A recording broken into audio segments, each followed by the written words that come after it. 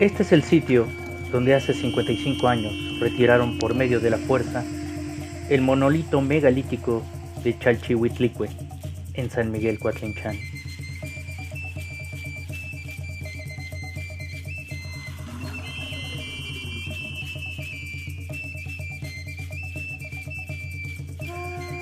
San Miguel Coatlinchán se localiza en el sur del municipio de Texcoco, a unos 5 kilómetros al sur de la cabecera municipal. La historia comienza a 33.5 kilómetros de la Ciudad de México, en el hogar de las serpientes, como se traduce del náhuatl, Coatlinchán.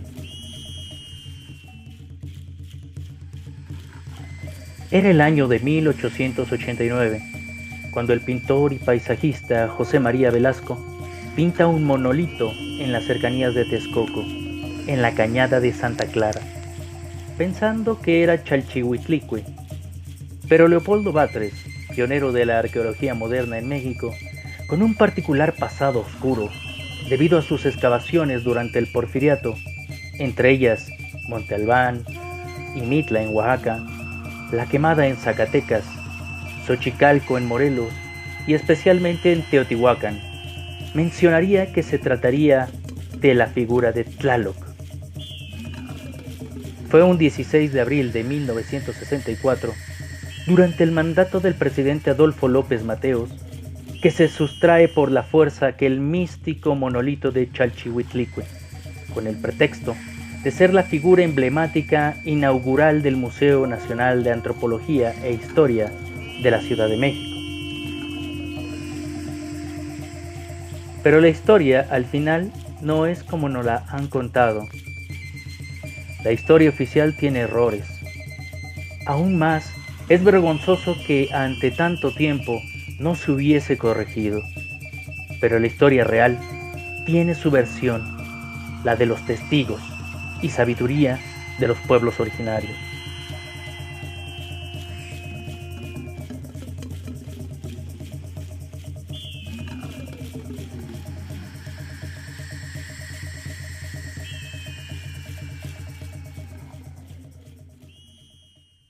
Axcanican Coatlinchán, Ipanoyolo, Ipanohuilmi, Semiac, aquí y ahora, con el permiso de sus corazones, en mi mente y en mi corazón, por la gran historia que rige mi pueblo, da la bienvenida a nuestros visitantes, a nuestros hermanos, y agradecemos esa hermosa armonía que han venido a dejar a esta comunidad, una de las más antiguas de la zona.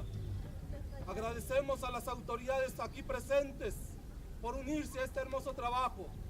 Agradecemos a cada uno de los miembros de esta comunidad para que este trabajo siga en armonía completa.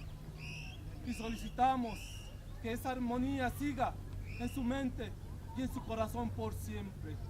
Axcanican Coatlinchán, Ipanoyolo igual, Ipanohuilmi Semiac. Con el toque del viento,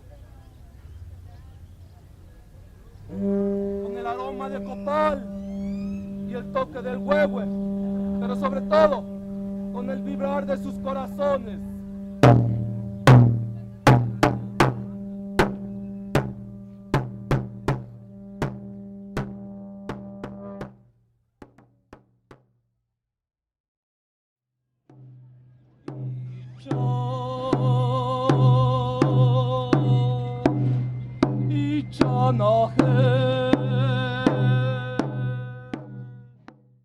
La historia de mi comunidad es antiquísima. Tengo la información de que cuando la comunidad como tal o señorío como tal ya estaba aquí en Coatlinchán, el municipio de Texcoco no existía como tal, ni la misma Ciudad de México, la Gran Tenochtitlan. La piedra que ustedes conocen como Tlaloc, erróneamente, está fechada entre el siglo IV y VI. Si volvemos a la historia, sabemos que los mexicas o aztecas llegan en el siglo XIII.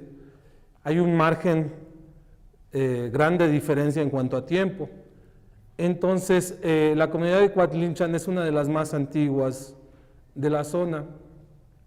¿Y por qué digo que el nombre que conocen a la piedra como Tlalo es erróneo?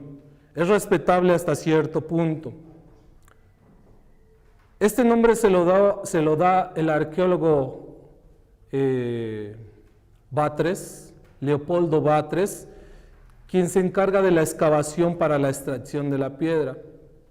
En aquel tiempo, cuando se va a inaugurar el Museo de Antropología con motivo de los Juegos Olímpicos, para atraer más gente o más turistas a nuestro México, quería impactar con una escultura que representara al Museo de Antropología, por lo que se tenían en mente una estela maya, un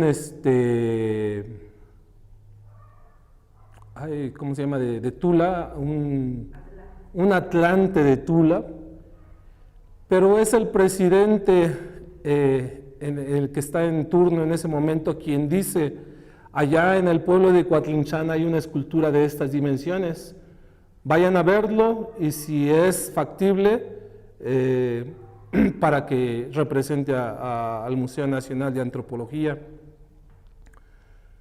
Allá afuera se dice que es Batres quien lo descubre, pero eso no es verdad, no es tan verdad, porque aquí en la comunidad siempre se tuvo noción de ella, los abuelos sabían que estaba ahí. Batres lo que hace es darla a conocer allá afuera, difundirla, y su base para él, el decir que es Tlalo, son dos, en mi punto de vista. La piedra se encuentra a las faldas de la serranía del monte Tlalo. Allá atrás existe un monte llamado Tlalo que está a 4.200 y fracción de metros sobre el nivel del mar. Es un lugar de ceremonias, sagrado para ciertas personas, místicamente hablando, con una gran energía aún en estos días. Entonces él cree que por estar a las faldas de esta serranía, la escultura que él difunde es Tlalo. Segundo punto, ¿por qué le puso Tlalo? Sin investigar más a fondo. Cuando él hace la excavación para extraer la piedra, que conocen como Tlalo, al estar excavando encuentra el esqueleto de un niño, un cráneo, costillas, fémur, tibia. Y según la historia se cuenta que al único Dios, lo pongo entre comillas, que le sacrificaba niños era Tlalo. Pero analizándolo con lógica, si a esta piedra o a esta escultura o a este Dios le hacían sacrificios, yo me pregunto cuántos esqueletos debieron haber encontrado. Miles. Y solo encontró uno, y con base a esto, el arqueólogo Batres dijo que era Tlalo. Yo como padre en ese momento sufro la pérdida de mi hijo, y según mis creencias o mi ideología o mi religión, voy y lo siembro a los pies de esa representación, todo menos que yo lo haya sacrificado, ¿no?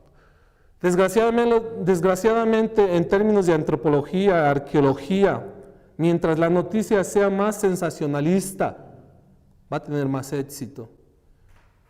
Pero desgraciadamente nosotros también creemos todo. No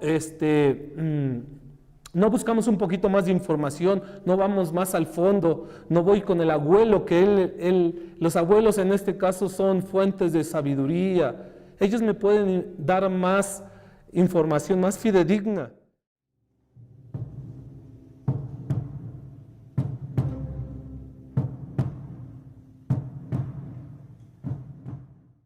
La diosa del agua, Chalchicutlico, piedra de los tecomates, que se encuentra a la entrada del Museo de Antropología e Historia, esa gran deidad ha engrandecido este museo Y sin embargo, esa deidad que se encuentra en la entrada del museo y que por 55 años lo ha engrandecido, originalmente es de Coatlinchan, salió de aquí. Esta deidad se encontraba en un paraje llamado Cañada del Agua. Ahí se encontraba un lugar sagrado que se llamaba Chalchimomostli, que quiere decir lugar de culto a la soberana de las aguas terrestres. Sin embargo, el gobierno asumió una gran responsabilidad, el gobierno del licenciado Adolfo López Mateos, de llevársela en contra de la voluntad de los vecinos. Fue una cosa muy triste el haber saqueado al pueblo de esa piedra. Nosotros nos sentimos muy tristes, más los que estuvimos con ella, los que convivimos con esa magia de seres mágicos como las hadas, los duendes, los traloquitos, la vegetación tan hermosa que había ahí, la fauna. Era un lugar sumamente paradisíaco. Lo que les puedo decir es que se la llevan en contra de la voluntad de los vecinos de esta comunidad, que en todo momento se opusieron. Cuando llegaba la plataforma más grande para llevársela, el pueblo la destruye, vuelve a su lugar, pero lo triste es que se la llevan con nombre y con sexo diferente. Se la llevaron con el nombre de Tlaloc. Esto quiere decir que nunca jamás abrieron un libro para ver de quién se trataba, cuando la historia, desde los primeros misioneros que recibieron la información de los indígenas, la identificaron como Chalchihuitlicue y Piedra de los Tecomates, que ese es el apelativo que agarró. ¿Por qué? Por las 12 jícaras que tiene en el pecho. El antiguo pensamiento mexicano era de forma dual. ¿Y a qué me refiero con forma dual? Ellos se dieron cuenta que no podía haber mujer sin hombre. No podía existir día sin noche, blanco o oscuro, frío o calor. Se dieron que todo lo que se movía en su entorno era de forma dual para que existiera un equilibrio. En este punto de la piedra, se dieron cuenta que en la zona de Coatlinchan era una zona con gran energía. Y se dieron cuenta que 2 de los 4 elementos eran muy importantes en la zona. Este conocimiento se fue perdiendo, no total, porque a mí me lo transmitieron los abuelos. Conocemos el conocimiento del agua aquí en Coatlinchan por la representación de la piedra, pero su dualidad también estaba trabajando, que es el fuego. Este conocimiento del fuego casi se pierde. De hecho, mis paisanos, digámoslo así, o los habitantes de Coatlinchan, totalmente lo perdieron. Solo son unas cuantas personas quien tiene el conocimiento. Ahora estamos tratando de mostrárselos, de compartirlos nuevamente, pero con una base, el por qué el agua y el por qué el fuego. En el conocimiento dual se dieron cuenta que el agua era importantísimo, como lo es ahora, es vida, sin agua hay muerte. Se dieron cuenta en la alta montaña que está hacia el oriente, cuando había tormentas eléctricas o había lluvia, sobre todo en las noches, se ve como relampaguea, y me ha tocado verlo, y ellos en su creencia pensaron que allá en las alturas vivía una esencia muy importante, que fue Tlaloc, y subieron y le construyeron un centro ceremonial a esa altura, pero faltaba su dualidad, que es Chalchihuitlicue. Por eso en la mayoría de las montañas se encuentran restos arqueológicos o de cerámica, porque ellos subían a hacer sus ofrendas a la esencia del agua, a la esencia de la lluvia, en este caso. Yo no les llamo dioses porque la palabra Dios viene de Europa. Para mí no son dioses, para mí en lo personal es un conocimiento que representa un entorno natural. Ellos eran observadores de la naturaleza. A través de la observación aprendieron todo su conocimiento y no fueron días ni meses, fueron años de observación. A través de la observación adquirieron mucho conocimiento. Se dieron cuenta que en la montaña estaba la esencia de la lluvia y en la parte baja estaba la esencia del agua. Pareciera lo mismo, pero son dos cosas diferentes. Tlalo en las alturas, Xalchitlico en las llanuras. Si tomamos en cuenta que la piedra estaba colocada viendo hacia el oriente, pusieron a las dos esencias encontradas. Mi punto de vista es que ellos llegaron al conocimiento profundo del agua en sus dos esencias, lluvia y agua, la dualidad. Tlalo en las alturas, Xalchitlico en las llanuras. Y la montaña de la que hablo, ojalá le puedas hacer una toma, está partida en dos, es como una M. Cuando llueve, toda el agua escurre sobre la parte del medio y empieza a bajar de forma serpenteante, y ese río bajaba a donde estaba la representación de Xalchitlico. ¿Cómo se llama ese cerro? Ese cerro se llama, y aún conserva su nombre en la lengua náhuatl, Quetzaltépetl. Si traducimos lo que significa Quetzaltépetl, Quetzali en la lengua náhuatl es hermoso. De ahí a que el ave que conocemos como Quetzal tenga ese nombre por lo hermoso de esta ave. También aquí hay un concepto erróneo cuando hablamos de Quetzalcóatl, que dicen que es serpiente emplumada. Totalmente erróneo, ¿no? Para conocer muchos de los conceptos en la lengua náhuatl, tienes que conocer eso, la lengua. La raíz etimológicamente hablando, ¿no? Entonces, en este caso, Quetzaltépetl es la montaña hermosa. Entonces, sí, para aclarar por qué no es Tlalo, los abuelos de mi comunidad le llamaron la piedra de los tecomates. Ya está castellanizado el nombre. Tecomate viene de Tecómitl. Tecómitl es vasija de piedra. ¿Y por qué vasija de piedra? En la parte frontal de la escultura que conocen como Tlalo, tiene 12 orificios. Entonces, al tener esta simbología en el pecho, los abuelos le nombraron Tecómitl, la de las vasijas de piedra.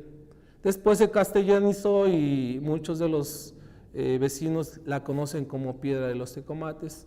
Allá afuera la conocen como Tlalo, inclusive a nivel nacional e internacional la conocen como Tlalo.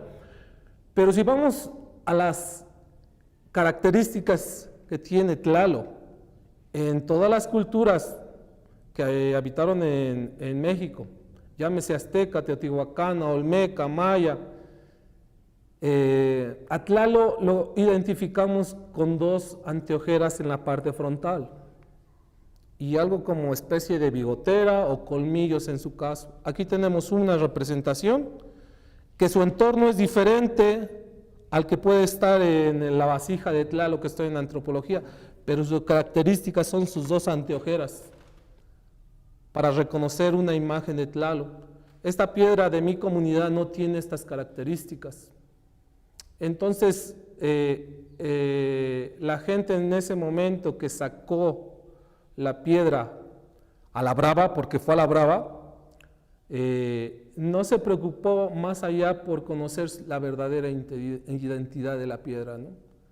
Ellos dijeron que era Tlalo y punto, así lo vendieron, así lo conocimos, inclusive mi persona lo conocí así, hasta que nos empezamos a involucrar un poquito más en esto para tratar de buscar el verdadero conocimiento de lo que es la representación de la piedra que tenemos aquí en la comunidad, o que teníamos, ahora tenemos una réplica. En ese momento, cuando sale la piedra a la brava, porque mi gente no quería, los abuelos estaban negados, porque para ellos significaba mucho. Por ahí hay documentales que dicen que la vendimos, no es cierto, que se firmaron documentos aceptando que se saliera, no es cierto. El documento que se firmó en ese momento mucha de mi gente era analfabeta, no había tenido estudios, no sabía leer ni escribir. Les pasaron un documento con la idea de, o explicándoles que era para que no saliera, pero fue un documento en blanco. Después lo malutilizaron, haciéndolo quedar como que la gente estaba conforme de que saliera la piedra. Se engañó a los abuelos. Aún así, cuando el gobierno ya tenía la piedra sujeta con cables de acero, barras de acero, solamente para que llegara a la plataforma especial y entrara, una noche antes se armó la gente de valor, fue y cortó los cables para que no se la llevaran. Al otro día mandaron al Ejército Nacional fuertemente armado, como si mi comunidad hubiera sido de asesinos, como si mi comunidad hubiera sido de mala gente, para aplacar y calmar esta protesta, para que no saliera la piedra. Ya ante esto, ante el ejército ya no se pudo hacer nada.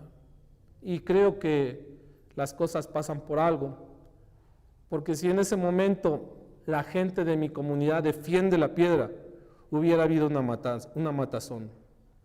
Recordemos que los 60 fueron tiempos muy complicados.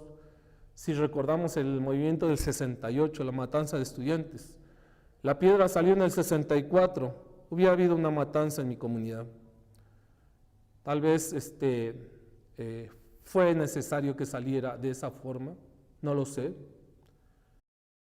En 1962 llega el gobierno de López Mateos y venía don Pedro Ramírez Vázquez, que fue el responsable, el arquitecto del Museo de Antropología, y les dicen a los del pueblo que se van a llevar a Tlaloc.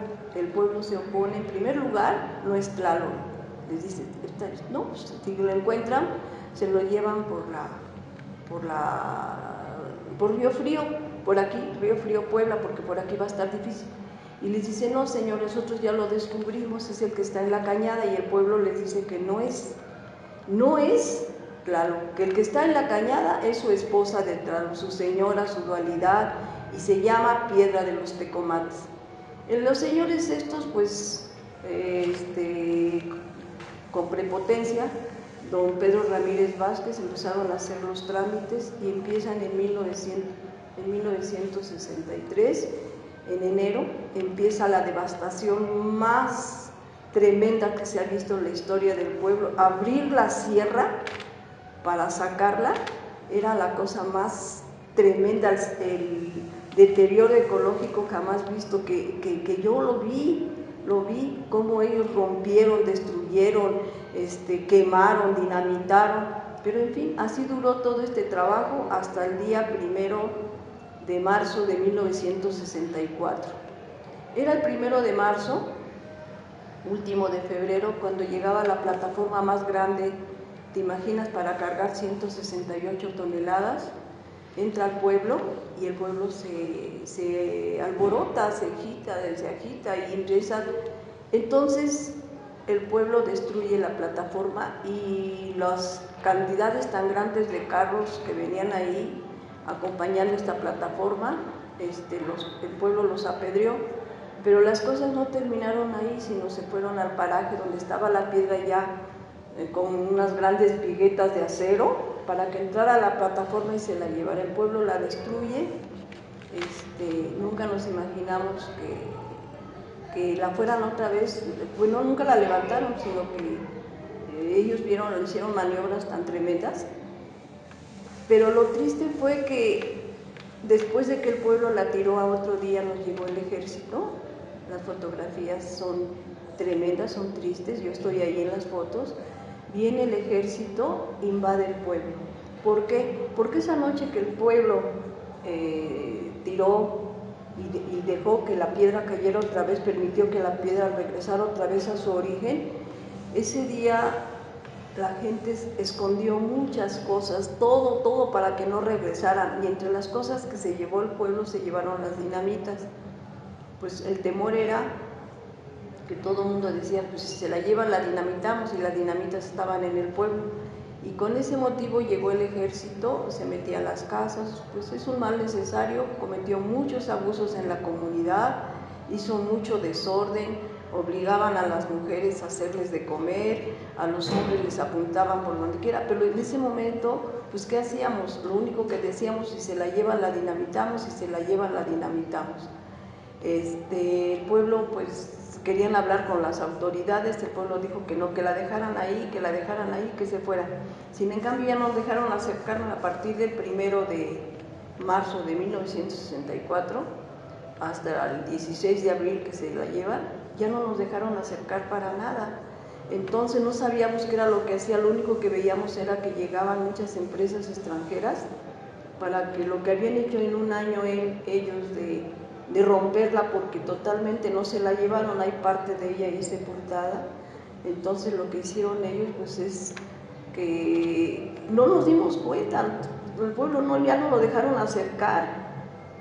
Cuando menos sentimos el día 14 de abril de 1964, veíamos que venía bajando la piedra de la sierra, de la cañada, pero ellos la querían pasar de noche, sin en cambio, pues no, ya cuando menos sentimos la piedra iba entrando al pueblo, el pueblo teníamos más soldados que habitantes, todos apuntándonos. ¿Y por qué? Por el temor a las dinamitas, no nos dejaron acercar, se portaron muy mal, y ya llegó la piedra con esas plataformas tan grandísimas, ¿te imaginas? Cargando 168 toneladas, llegó a la carretera. Y bien recuerdo que ahí en la carretera intervino el presidente municipal de Texcoco, era don Benito Bustamante, quien habló con las personas del gobierno, creo que estaba don Pedro Ramírez, pues que dejaran que los vecinos de Coatlinchán se acercaran a despedirse, y tengo esas fotografías. El pueblo se acerca, ¿verdad? Y se despide de su piedra, pero todavía sí la gente siguió corriendo tras de ella, y los soldados nos regresaban, caminamos como 7, 14 kilómetros sobre la carretera, corre y corre la gente tras de ella, no quería, llorando, no, fue una cosa muy triste. Y les digo, lo que a los mexicanos les costó millones y millones de pesos, al pueblo le costó la ausencia, y desde entonces murió Coatlinchán. Nos prometieron una réplica, nos prometieron muchas cosas, no nos cumplieron más que un centro de salud, y eso lo hicieron rapidísimo. La maestra Felisa Galicia tenía la escuela primaria, era la directora, pidió una escuela, si otro día llegó con tal de que te diéramos las dinamitas, ella les dijo, pues si quieren saber dónde están las dinamitas, hagan una escuela y yo les saco la verdad a los niños, y así fue como le hicieron la escuela, pero nunca dijeron dónde estaban las dinamitas, y fue lo que nos dejaron, un centro de salud y una escuela. Nos prometieron una réplica allá, nos prometieron muchas cosas, y lo único que pedíamos nosotros era que la piedra se quedara ahí, que la resguardáramos, que hiciéramos un área ecoturística, un área ecológica, un área bonita, para que no llegara el vandalismo y la rayara, porque ya empezaban a llegar vándalos por ahí, pero no, el pueblo estaba tranquilo, el pueblo la cuidaba mucho, y lo que pedíamos era que ya ahí en el lugar se respetara, se hiciera un lugar sagrado, junto con todas las piezas que encontramos por todos lados, como es su compañero Tlalo, que probablemente sea el que está en la montaña, fue una réplica que hicieron aquí el señor Óscar Ramírez, que es el escultor que hizo la réplica. Entonces nosotros pues lo único que pedimos ahora es que la gente respete el lugar, y que vemos con tristeza, está muy mala la piedra, esperamos que otra vez regrese, si puedas ver las fotografías, que tengo yo una colección de fotos, donde tristemente está muy mal nuestra piedra.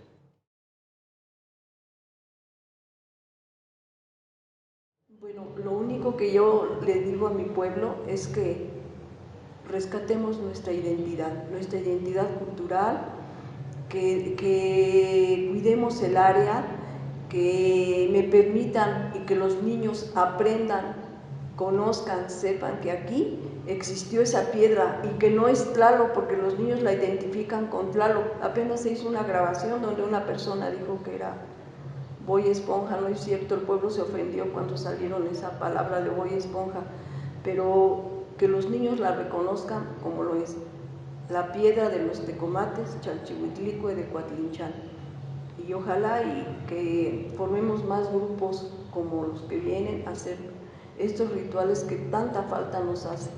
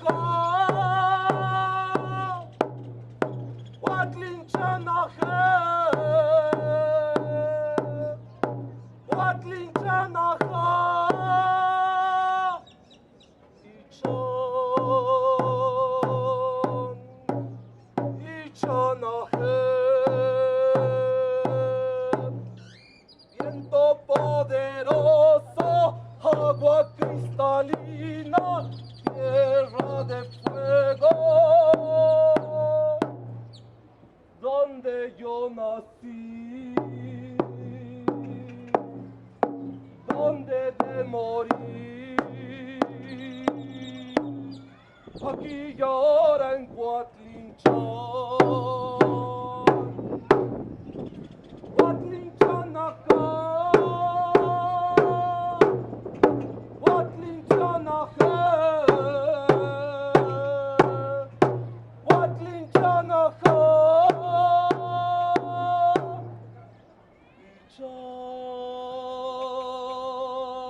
Ichan acá.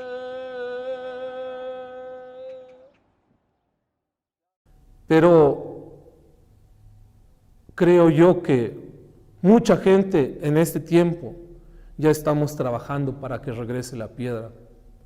Mucha gente me dice que estoy loco, que eso no va a ser posible, que es un sueño guajiro, pero yo les digo que va a ser posible. La piedra va a regresar a su lugar. Mucha gente interna y externamente ya está trabajando para que regrese la piedra. Y vamos a aprovechar este periodo presidencial con Andrés Manuel López Obrador, que está abierto a la plática sobre estos temas para que la piedra regrese.